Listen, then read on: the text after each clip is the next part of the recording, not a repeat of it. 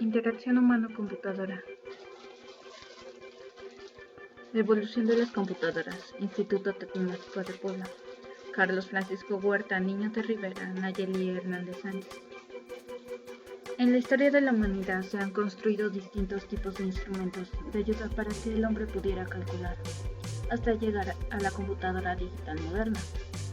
La primera persona en construir una máquina de calcular fue el francés Blaise Pascal en 1642. Era una máquina mecánica que solo servía para sumar. En 1666, Samuel Morvar crea una máquina para sumar y restar. Ya en 1674, el barón Gottfried construye en Alemania una calculadora mecánica que no solo suma y resta, sino que también puede efectuar operaciones de multiplicación y división.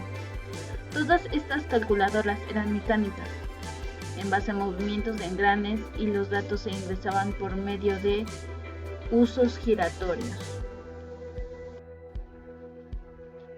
En el año 1801, Jacquard inventa una tarjeta de cartón a la que hace agujeros que utiliza para programar una máquina de tejer.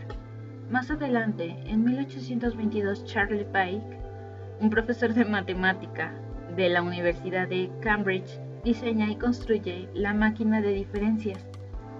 Este era un dispositivo mecánico que podía sumar y restar y se usaba para hacer cálculos por medio del método de diferencias finitas, en concreto fue usada para generar tablas de navegación. El resultado se registra en un plano de cobre en forma de disco, en el que se perforan los resultados, de forma similar a la máquina de tejer de Jacquard. Esta calculadora funciona correctamente, pero solo podía ejecutar un único algoritmo.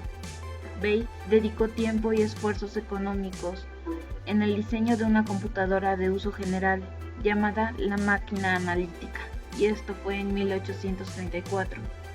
Esta máquina, que fue diseñada de la máquina de diferencias, tenía 4 componentes básicos: un almacenamiento, memoria con capacidad de guardar de 50.000 dígitos decimales. Esta se usaba para guardar estados intermedios, variables y resultados. Una unidad de cómputo puede recibir órdenes para hacer las 4 operaciones básicas y puede almacenar resultados en la memoria. Una unidad de entrada con tarjetas perforadas. La unidad de entrada almacenaba el conjunto de órdenes que deseaba ejecutar, y una unidad de salida, tarjetas perforadas y salida impresa. Como esta computadora debía de ser programada, Babbage contrató a Ada Augusta, hija de Lord Byron, que se convirtió así en la primera programadora de la historia, en 1842. El proyecto nunca pudo ser concluido debido a problemas con el hardware, que no pudieron ser solucionados hasta casi un siglo más tarde. Durante este tiempo, hubo diversos avances que permitieron el posterior desarrollo de la computación digital. Después, en el año 1844, Samuel Morse envió un mensaje en telégrafo desde Washington a Baltimore. En 1854, George Boole publica una de las investigaciones sobre las leyes del pensamiento, describiendo un sistema de lógica simbólica y razonamiento, que sería la base del diseño de computadoras digitales. Así, en 1858 nace el cable telegráfico que cruza el Atlántico. En 1876, Alexander Graham Bell inventa y patenta el teléfono. Después, en 1889, Herman Holler gana con su compañía llamada The Electric Tabulating System una licitación para el censo de los Estados Unidos de 1890. En el año 1904, John A. Fleming patenta la válvula de vacío, que permite mejorar las comunicaciones por radio.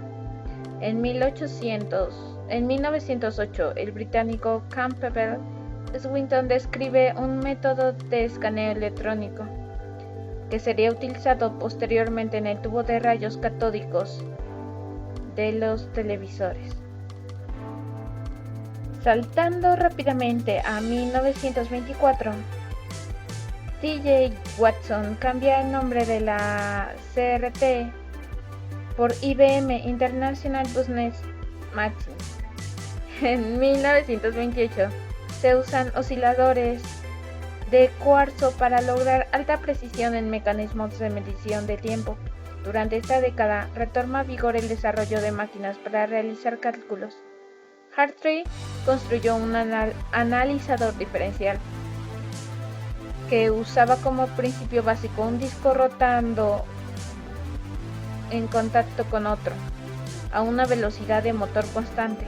La distancia transcurrida sería la integral en el tiempo de la relación de variación.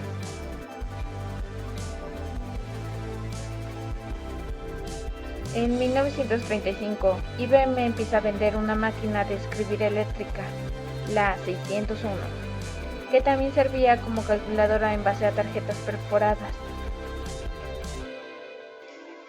La primera generación de computadoras abarca desde el año 1938 hasta el año 1958, época en la que la tecnología electrónica era base de bulbos o tubos de vacío, y la comunicación era en términos de nivel más bajo que puede existir, que se conoce como lenguaje de máquina.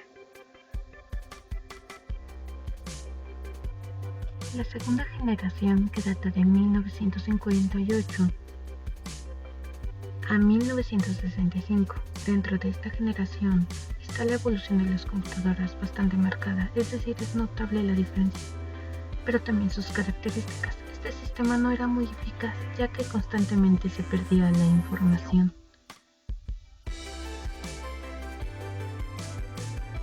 La tercera generación es de 1965 a 1970. Comprende desde esta generación el tamaño físico de la computadora se reduce al máximo gracias a IBM. El transistor es sustituido por un microtransistor y disminuye del 60 a un 70% el tamaño físico de las computadoras. La cuarta generación, de 1971 a 1980, solo 9 años. Intel comprende dentro de esta generación el tamaño físico de las computadoras reduce de un 80 a un 90%. Los microtransistores es sustituidos por circuitos integrados, los cuales tienen una función de 64 microtransistores. La quinta y sexta generación, de 1981 hasta la actualidad. Aunque sea no totalmente correcto decir que las computadoras actuales son la cuarta generación, ya se habla de la siguiente, es decir, de la quinta, aunque sinceramente podría decirse que estamos en la sexta generación, donde la facilidad para el usuario es sorprendente. Estarán hechas con microcircuitos de muy alta integración, con alto paralelismo. Cabe decir que usuarios, por ejemplo, de tercera edad o usuarios con alguna deficiencia física, tienen la facilidad de usarlo, puesto que es más amigable para el usuario.